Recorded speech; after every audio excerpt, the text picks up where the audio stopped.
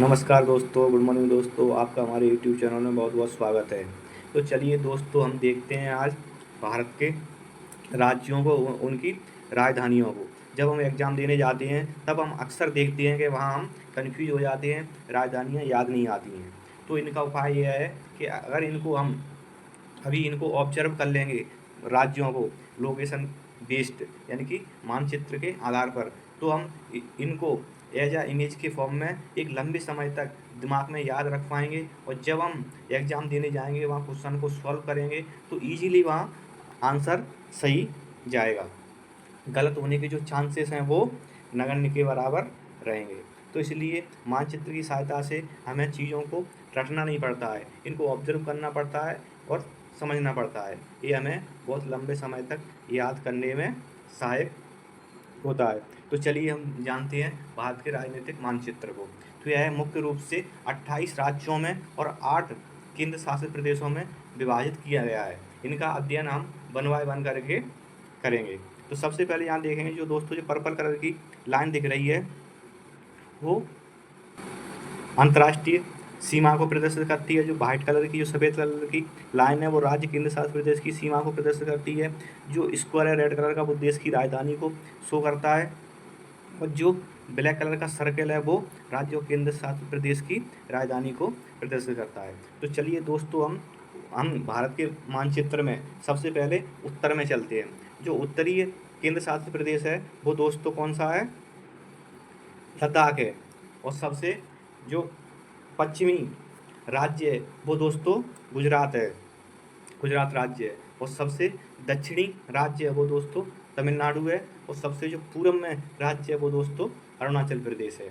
और देश की जो दोस्तों राजधानी है, कहाँ है? वो नई दिल्ली है दोस्तों। तो इसलिए हमने इसका एक ओवरव्यू देख लिया। और इसके दो द्वीप हैं दोस्तों, एक तो अरब सागर में लक्षद्वीप के नाम से है, और दूसरा अंडमान निकोबार के नाम से बंगाल की खाड़ी में है। तो ये तो इसका ओवरव्यू हो गया। अब इनको सिस्टमेटिक वे में वन बाय वन समझते हैं दोस्तों। तो सबसे पहले हम देखेंगे उत्तर में लद्दाख है, उसकी जो राजधानी है वो दोस्तों लेह है। और यह चीन यानी तिब्बत के साथ, अफगानिस्तान के साथ और पाकिस्तान के साथ अंतर्राष्ट्रीय सीमा को साझा करती है। वहीं जम्मू कश्मीर और हिमाचल प्रदेश भी इस लद्दाख के साथ साझा सीमा करते हैं। फिर दोस्तों इसके बाद आता है हिमाचल प्रदेश। तो जो हिमाचल प्रदेश है, उसकी जो दोस्तों राजधानी है, वो शिमला है। और यह चीन यानी तिब्बत के साथ अंतर्राष्ट्रीय सीमा रेखा को साझा करता है। वहीं उत्तराखंड और पंजाब, जम्मू कश्मीर और लद्दाख के साथ स्थल सीमा को साझा करता है। यहाँ ध्यान देने महत्वपूर्ण बात दोस्तों यह है कि जो हिमाचल प्रदेश है, वो उत्तर प्रदेश के साथ स्थल सीमा साझा नहीं करता है।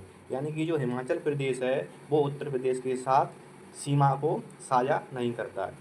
फिर इसके बाद दोस्तों आता है पंजाब। जो पंजाब की राजधानी है, वो दोस्तों चंडीगढ़ है। और यह पाकिस्तान के साथ अंतर्राष्ट्रीय स्थल सीमा साझा करता है। वहीं राजस्थान के साथ, हरियाणा के साथ, हिमाचल प्रदेश के साथ, जम्मू कश्मीर के साथ स्थल सीमा साझा करते हैं। इसके बाद दोस्तों फिर आता है हरियाणा। हरियाणा की राजधानी दोस्तों चंडीगढ़ है। और यह पंजाब के साथ, राजस्थान के साथ, दिल्ली के साथ और उत्तराखंड के साथ, हिमाचल प्रदेश के साथ स्थल सीमा साझा करता है। यहाँ दोस्तों सबसे महत्वपूर्ण बात यह है कि जो हरियाणा राज्य है, वो उत्तराखंड के साथ और दिल्ली के साथ भी स्थल सीमा साझा करता है। फिर इसके बाद दोस्तों आती है दिल्ली। तो जो दिल्ली है, उसकी जो राजधानी है दोस्तों, वो क्या है? नई दिल्ली। और ये मुख्य रूप से उत्तर प्रदेश और हरियाणा के साथ स्थल सीमा साझा करती है। फिर उसके बाद दोस्तों आता है उत्तराखंड, जिसकी जो राजधानी है वो देहरादून है। और यह चीन यानी कि तिब्बत और नेपाल के साथ अंतर्राष्ट्रीय स्थल सीमा साझा करता है। वहीं उत्तर प्रदेश के साथ और हरियाणा के साथ, हिमाचल प्रदेश के साथ स्थल सीमा साझा करता है। चलिए फिर दोस्तों चलते हैं अपन राजस्थान। तो राजस्थान में देखेंगे दोस्तों, जो राजधानी है इसकी वो जयपुर है। और यह पाकिस्तान के साथ अंतर्राष्ट्रीय सीमा साझा करता है। वहीं गुजरात के साथ, मध्य प्रदेश के साथ, उत्तर प्रदेश के साथ, हरियाणा के साथ, पंजाब के साथ स्थल सीमा साझा करता है। फिर दोस्तों देखेंगे भारत के सबसे मुख्य भूभाग में पश्चिमी राज्य, वो है दोस्तों गुजरात, और इसकी राजधानी है गांधीनगर। ये पाकिस्तान के साथ अंतर्राष्ट्रीय स्थल सीमा साझा करता है। वहीं राजस्थान के साथ, मध्य प्रदेश के साथ, महाराष्ट्र के साथ स्थल सीमा साझा करता है। और केंद्र शासित प्रदेश दमन दीव नागर हवेली के साथ कुछ स्थल सीमाएं इसकी जुड़ी हुई हैं।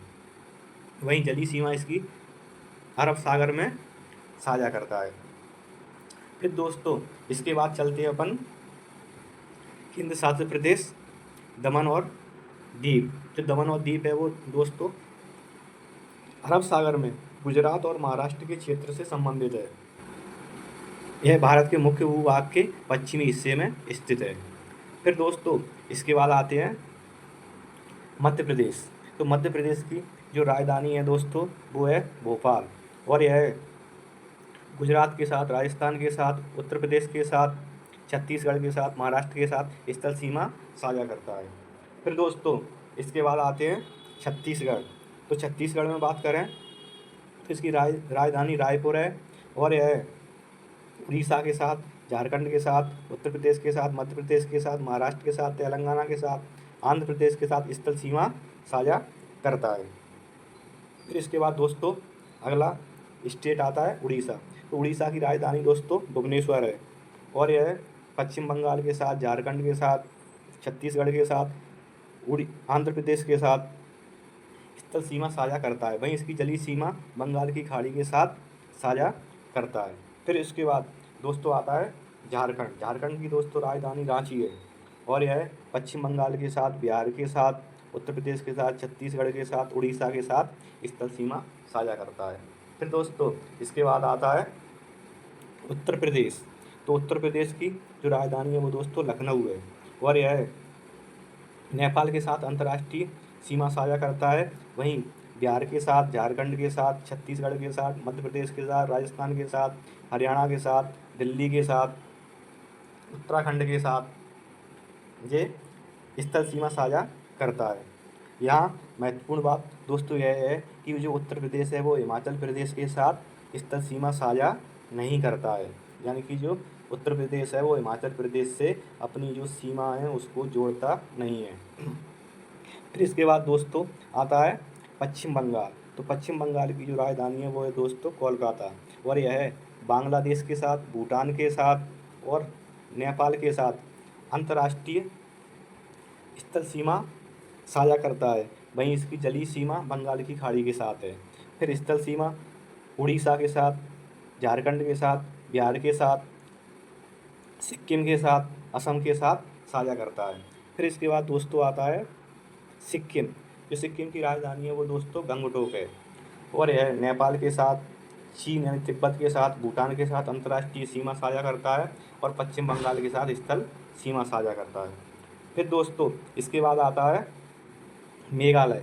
तो मेघालय की जो दोस्तों राजधानी है वो शिलोंग है, और यह बांग्लादेश के साथ अंतर्राष्ट्रीय सीमा साझा करता है। वहीं असम के साथ स्थल सीमा साझा करता है। फिर दोस्तों इसके बाद आता है आसाम। तो असम की जो राजधानी है वो है दोस्तों दिसपुर, और यह भूटान के साथ और बांग्लादेश के साथ अंतर्राष्ट्रीय सीमा साझा करता है। वहीं अरुणाचल प्रदेश, नागालैंड, मणिपुर, मिजोरम, त्रिपुरा, मेघालय के साथ स्थल सीमा साझा करता है।